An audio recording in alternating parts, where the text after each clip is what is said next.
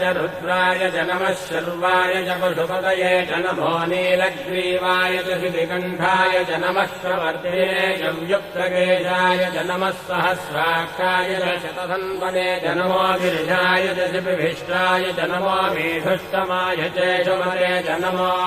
ह्रस्वाय च वामनाय च नमो बृहते च वर्षीयते च नमो वृद्धाय च संवृद्धने च नमो अग्र्याय च प्रथमाय च नम आशवे च जिराय च नमः शीघ्रियाय च शीघ्राय च नम ऊन्याय च वस्त्रन्याय च नमः स्रोतस्याय च दीर्घाय च नमो